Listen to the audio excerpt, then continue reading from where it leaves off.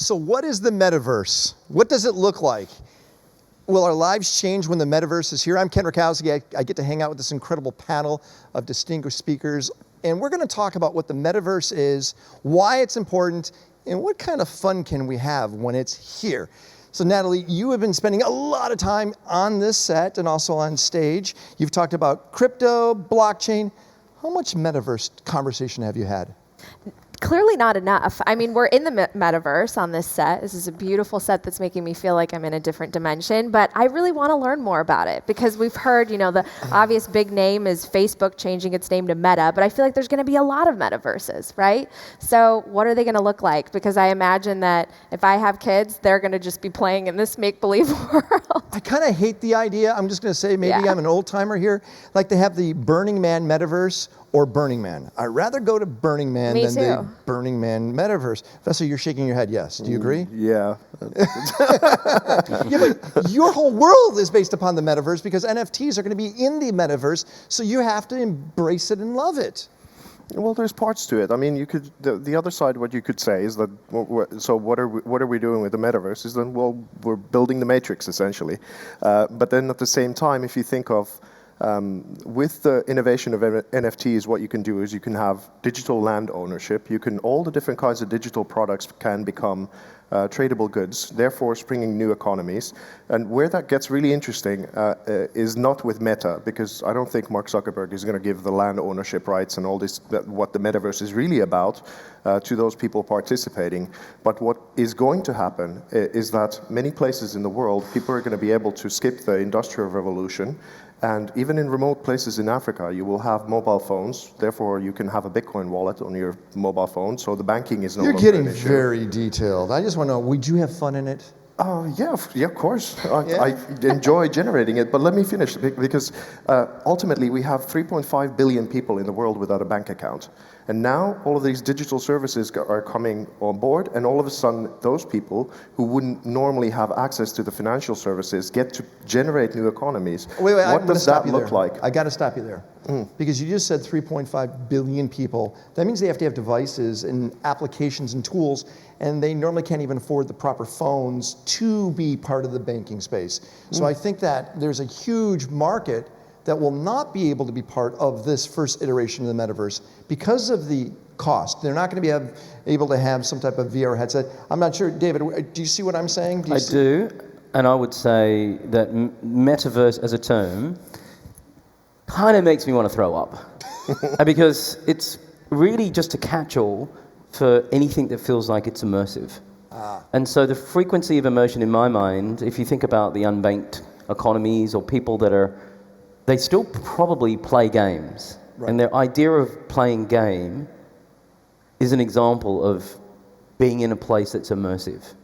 And they're already participating in it. There's not a massive reveal that's going to happen. It says, holy shit, we spent $40 billion in the metaverse, and suddenly it's here. It's already here in different capacities. So I just think we need to calm down and enjoy it. And enjoy these experiences, visceral or otherwise. The ability to touch somebody and feel the visceralness of that, if I can have that frequency in the psychology of my brain, then I'm participating in it. If I don't, if those senses aren't experienced, then something's going to be missed. So take, for example, VR, and I don't want to suck the air out of this, but let me just say, your question about fun is really simple to me. If I have immersive experience and something is missing, then I'm actually not that immersed. For example, VR. You're watching this incredible experience, you hear this ding, ding, ding, the piano is back there, awesome, awesome. Suddenly Beck lights a cigarette, draws on the cigarette, I turn around, and this is one of my first VR experiences, and I'm watching him play this piano, but I can't smell the cigarette. So I'm now distracted from the fact that I can't smell that cigarette. So I'm no longer immersed. That's the fundamental issue to me, is it has to be this multi-experience. It has to be fully sensatory immerse. It doesn't exist yet. No, and I mean, I agree with you. I grew up wanting to, play outside and experience real concerts in person. I mean, this is what I still value and appreciate. I know that, a lot of kids grow up gaming, and so they are used to this sort of digital world with digital currencies and having value and all that. But the crazy thing I heard at this conference, at Blockchain World, where I was like, okay, I could get behind this, is someone told me that in the metaverse, you could actually have your favorite celebrity read a bedtime story to your kids, teach them their school lessons. They don't need to be in school with some random second grade teacher. They could have Will Smith, behind there teaching them algebra, and that maybe makes them more engaged, which I think is super interesting. I would love for my favorite celebrity to read me a bedtime story. Read you, right? Could be creepy too, right? Totally. So we look at this whole metaverse. I like what you just said. We've been doing this a long time. Right. The first game that had that was something called Leisure Suit Larry in the Land of the Lounge Lizards. You probably don't even know what that is. How do you do know what it remember is, that? I do. right? And what it was a game to where it took you through these different types of 8-bit worlds, and you had fun. And look what we've done. 8-bit has been the metaverse for the last, 2-3 decades? Yeah. Just 8-bit. So it doesn't require incredible graphics. It has to have real imagination. So you're Mr. Imagination. You actually probably visualize a metaverse all the time, don't you? Yeah, and paint is technology. It's just very old technology. We don't consider it technology, but it's one of these. So what is an original? And I would say Salvador Dali was someone who had a metaverse inside of his paintings, and he made something visible to at least the Western world, and probably the whole world, on how to make the dreamscapes that we've all sort of seen throughout history. And all of a sudden, this guy sort of utilizes this technology in order for us to be able to immerse into what is already on the inside of us. And that was the real kind of innovation, and what is valuable about art is that what I find fascinating is that sometimes you see what is bubbling to the surface, what's about to happen, and someone just manifests it. Either it's a film like The Matrix, or then it's a Dali painting, or it's music, or whatever it is. It brings that thing that is all inside of us already for us to experience it together. Vesa, when you think, when you're talking about those immersive dreamscapes, firstly, I thought the way that Salvador Dali came up with ideas was incredible, because he was a napper, and he would sleep and rest with a spoon in his hand, and he would drop the spoon and he'd wake himself up and he'd see these visions. When you're looking at, because your work is beautiful and trippy, so when you're thinking of expressing work through the new mediums, do you, because you've experienced things in a 3D scape, do you visualize in a 3D scape, or is that part of the process of the discovery before its inception?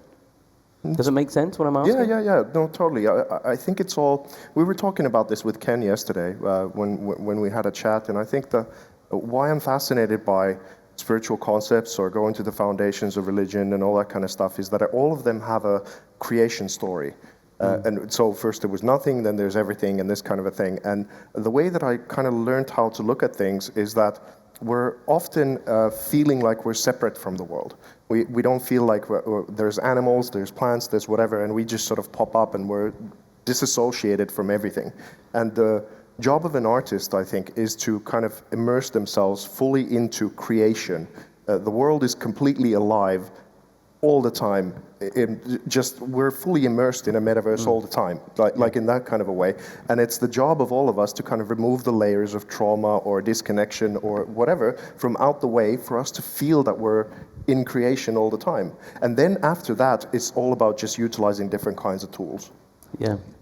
I'm curious. I totally get it. I'm watching the three of you. This background's moving around. I'm just curious, there's an audience we have here. Audience, is the background a distraction or an enhancement? If you think it's a distraction, raise your hand. Audience. If you think it adds to this, raise your hand. Interesting. Wow, so they all feel it adds. To me, it's a distraction. You've been here all week. Yeah. It is a distraction, right? Well, yeah, and being on camera, I've always, little things are distractions, right? Like a car could be going by behind you, and the audience could see that as a distraction. So it's interesting that maybe shapes and sort of this world that we're placing this set in is additive in some way. But I have a question, because I truly think that being young, one of the best things about it is imagination. Does this help imagination or actually take over for your imagination and create it for you? Well, it sounds like for you, you need it for imagination. I'm sure. That's all he is. He's an imagination right now. He's an imaginary character in life. I feel like it strips us of imagination. I mean, we Do you? Why? Because I feel like if you're immersing in this world, you're in someone else's imagination as opposed to dreaming up things on your own. You don't think it could be an extension? Well, that's share how. Okay.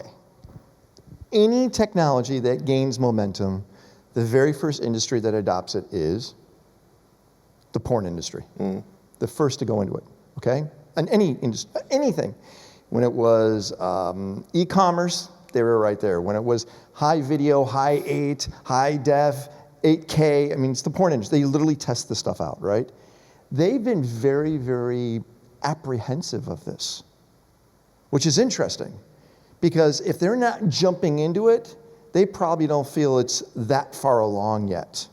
They haven't done well. I've interviewed people from a bunch of the porn industry, Really? and they have said that the VR headsets are uncomfortable. They said you can't maintain a comfort environment. Movie industry said the same thing. I'm not sure if have you tried Oculus? You can only have it up there maybe an hour. Yeah, it has a weight issue. At the most. So I think right now the devices make it very irritating after a while. Yeah. Right? So there's a limitation on that. So it's hard to imagine when you have something that's, you start to notice that it's on you going, this doesn't feel good. And I think it detracts from the sensations that you want. Do you agree? Or? Well, there are technologies being built outside of Oculus, as just one example, but many of the headset developments, weight is one issue. Obviously, the orientation is another issue, but the real issue is the biometric. So if you can't tell if you're laughing or I'm crying, then the content's always going to stay linear. So where I see that content will become much more immersive and fun and help imagination is if you're able to read those emotions. If I have to premeditate your emotion by smile and frown, sure. that's still linear. Yep. But when you have this multiverse, if we want to be, I'm the buzzword king, so I'm down for that. But if we think about these multiverse experiences, the challenge with that is developing that content and actually making sure that you can choose your own adventure in that. That's where imagination, I think, becomes far wider than where we are today, but the technology is way behind. So where Spielberg took us in Ready Player One is where we want to be. Potentially. Right? And what's interesting about that is if you look at things like, the armed forces have been experimenting with these things for a long time, and it's close. So there's a really good utility for it. But when fun gets folded into it, today we immediately think of games. Right away. It doesn't necessarily have to be that. It could be something else. But I also think that, when we think about these immersive experiences, it doesn't always have to relate to headset. It could just relate to sound. And so I think we're limiting the experience to the visual cortex, that part of your brain, and not the other senses, which could make it a really interesting play. I agree with you because if you look at Oculus, they sold 2.5 million headsets. Right. You look at Apple, they sold 280 million earpods. Right. And they have sound spatial recognition. So you move your head, you hear it in a different. So that is some type of augmented reality. Yeah. Do we agree? Assisted reality, for sure. Assisted. So Apple theoretically is way ahead of the game. They're just going after a different sense. So when they bring out their glasses, which should be happening soon, those are AR, they're probably going to be ahead of where Oculus is. And they definitely have a better name. People gravitate towards an Apple product. So I'm sitting here going, all right, so what would I use it for? What would you use it for? You love the crypto space. You would probably use it to maybe, instead of having Zoom, you would put glasses on and automatically now you're sitting next to Vesa, who's in Helsinki. Yeah. You would want it to enhance your career more than anything, probably more than gameplay, wouldn't you? Right, yeah. I mean, if you could just have a virtual set just like this, where you didn't have to necessarily be in the same place as someone, but it was more interesting than two-dimensional Zoom, that would be great. That would, I think, be really interesting. Of course, I'd be interested in seeing different parts of the world. Like you can put on an Oculus and transport yourself somewhere and have that sort of IMAX-like experience where you're flying or something. That would be fun. But I guess, I'm totally okay with people using this for recreation and for, short bursts of imaginative play. What I worry about is that idea that as things get more automated, and you don't need humans anymore. We're basically, we need to be in the metaverse because there's nothing else for us to do, right? Like, I don't know what that movie is. It's animated. Maybe it's WALL-E, where they're in that spaceship, right? And they're just all the... That was WALL-E. The fat people that are just drinking something, and they put on the glasses, and they're just in another planet, and they're just circling around the universe, and there's no purpose to their lives except for where they exist digitally. And it's just like, is that where we're going? Well, what about this a little bit? Because if you think of oil portraiture, it used to be so that someone just gets your essence. By the and way, then we they do not paint sound the like we're picture. happy about the metaverse at all. You know, No, we're supposed to I'm have getting fun to in the that. metaverse. I'm getting to that. Okay, let's do it. So then what I really started doing is that I started body painting people and then photographing the whole process, and what I thought was about opening up a space where that person could be their best selves, to kind of make that into a digital realm and evolve the whole idea of how to capture someone's essence. Now, what I think is coming next is artificially assisted, like AI coming into that picture. Let's say you put on the goggles and there's an app that kind of goes into your whole being. Psychedelic means to reveal the soul. So what if there was a metaverse kind of thing that allows you to see and reveal your soul to you in a different kind of way, and you become an artistic expression? Because even if I educated 100,000 people to do the art in the way that I do, I still don't scale enough. But I would love for people to get these sort of immersive, connected to themselves personally artistic experiences that then could turn into many other things. But essentially, it would be like an assisted, creative, your best selves. It could show you where your blocks are in order for you to become a more creative person. Would that be part of your career? Like Natalie would use it for her career. Are you using it for your career? Yeah, why not? No, I'm just, because we're not talking about gameplay right now. We're talking about occupation. Would you do the same thing, or would you use it for escapism? Yeah, I think at the end of the day, escapism is really interesting that you've locked onto that, because if it's an immersive experience, it feels more surreal than real, and you have the ability to pull out of that experience, then you can take it away. Whatever that is, pull it out, take it off, whatever that experience is. And I think that's where we kind of underestimate the power of the human, which is if we're able to immerse ourselves in an experience that's so real. And by the way, I believe it's glassless technology as well. We can have the third dimensions of experience happen without glass technology potentially, because it's going to be configured differently. It could be camera setups. There are other ways that we could immerse it. I think if you can get away from it, then it becomes entertainment and potentially fun. I hope it is decentralized, because I don't want a Mark Zuckerberg to control that world. Yeah, no. Yeah, I agree. But you know, there's a $1 trillion company, almost $1 trillion company, that is literally rebranding themselves to say they want to. And I get concerned, and that's why I think the decentralized world is exciting for this, because if it's controlled by a Microsoft, a Google, or an Apple, or whatever, then it gets kind of concerning for me at least. Yeah, brother, if you think about it though, you talk about that almost $1 trillion business, a lot of the cool and innovation of that organization was acquired, not incubated. It gets to a certain point where companies are so bloated, they can't get that innovation. So young, punchy innovation gets brought into a platform that allows that to be adopted. I'm cool with that. I can sleep with that at night, I can reconcile with that. There's no innovation coming out of that pit that makes it feel like it's going to be the thing that drives it in my mind. So I'm okay for it to be the investor of interesting if it has a platform for good, which it hasn't today. Okay. I also think that brands are the new Medicis. And what I mean by that is they're the ones who are investing in culture in a way that helps it be in a mass display, as opposed to museums, for example. I hear what you said, but I saw how she cringed when I said Facebook. You went, you had a visceral feeling to that. Yeah. You don't want that, do you? No. Why? Well, I just feel like they've shown time and time again that they can't be trusted with data. And I think privacy, as we immerse ourselves more into this digital landscape, is going to be a real concern. So I think the decentralization is obviously the way we want to go. But these companies have a lot of power. And they don't just have, oligarchy, business, corporate power. They have political power. They really do. And so I get concerned by that for sure. Can I ask a question of the audience? Yeah. Raise your hand if you're concerned about your data, please. Oh, I've got about half a dozen crocodile hands. Let's say that's 50%. And just do the other side. Raise your hand if you don't care about it. Couldn't give a rat's ass about data. Fascinating, isn't it? Well, I'm fascinated by the ones that didn't raise their hand at all. Okay, but let's call them in the middle on that. 50-50. It's amazing. Do you care? Yeah, of course I do. And I also, fundamentally, I don't think most people care about it if they feel like that if the data is collected and it's giving you an experience that's far more richer and of value to you, then you're going to give that data, you're going to give more and more data, which is kind of what's happened. Data's been gamified without anybody knowing. So I'm in your court on saying, oh, it's an alarm. But even when scandals happen, you know, like the Analytica scandal, it didn't change behaviors of young audiences. They don't care. Why? Part of it is the type of data they're leaving behind isn't that interesting.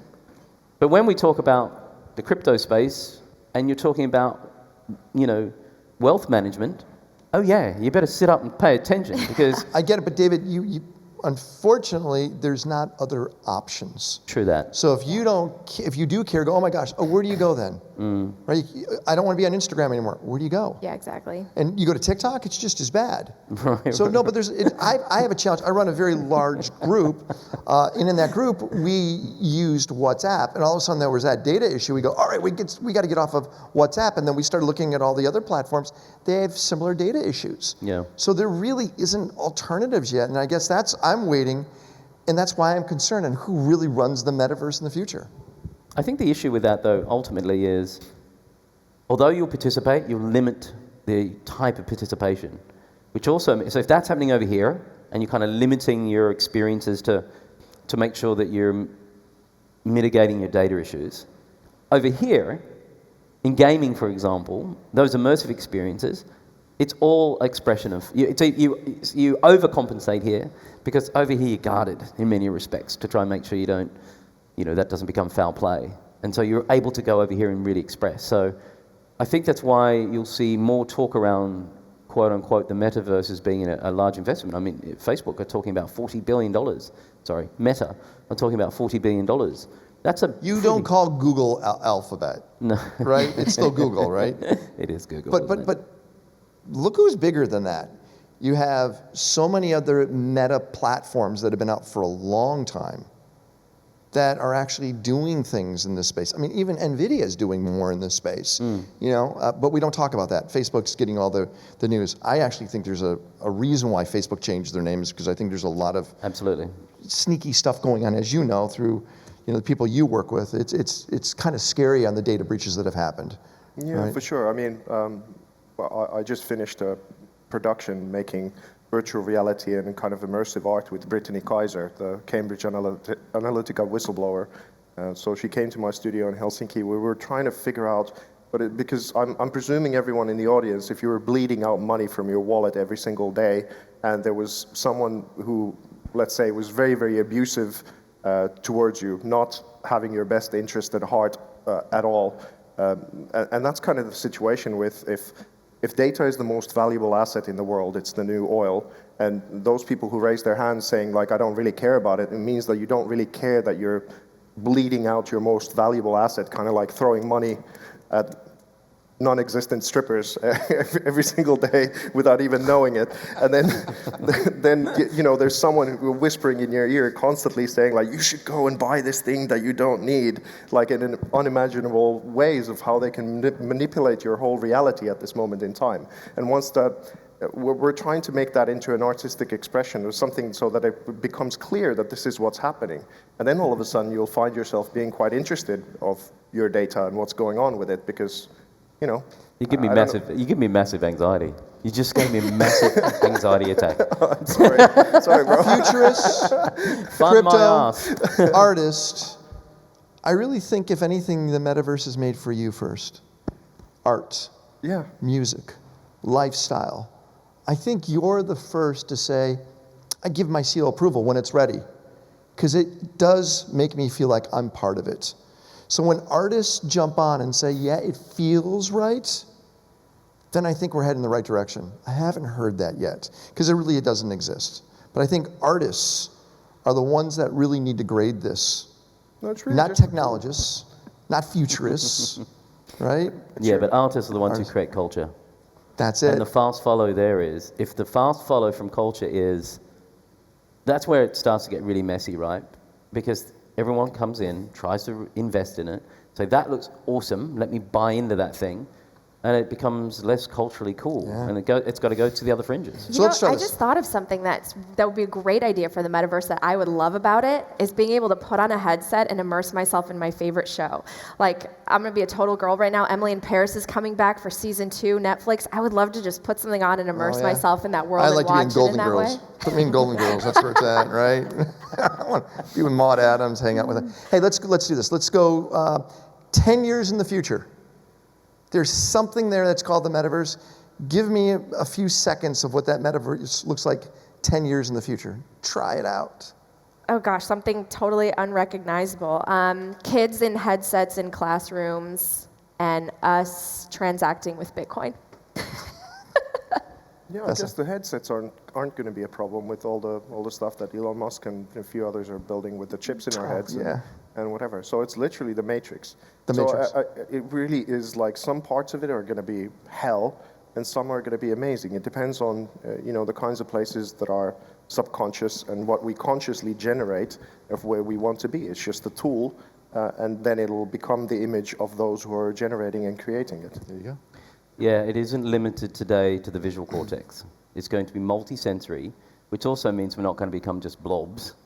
It's a full immersive experience, and it's not headset-driven in my mind. There are many types of architecture to what that's going to be, and a lot of them are going to be how the brain interprets that reaction, which is it a memory? Is it a voice? Is it visual? There are many different ways it's going to be expressed, but not in 10 years. Between now and 10 years, we'll still be dicking around with hardware. There you go. Natalie, Vesa, and David. I love your visions. It didn't seem like it was all that fun in the future, it's a terrible right? Conversation. You kidding? There's no fun in this thing. Let's redo this. And that's it. We're looking at where the metaverse is going. All I know is wait for Rev 2 and Rev 3. Rev 1, that right there, would literally be the beta test. I appreciate spending time here. Thank you for joining us. Blockchain world, pretty amazing here in Abu Dhabi. Thank you very much.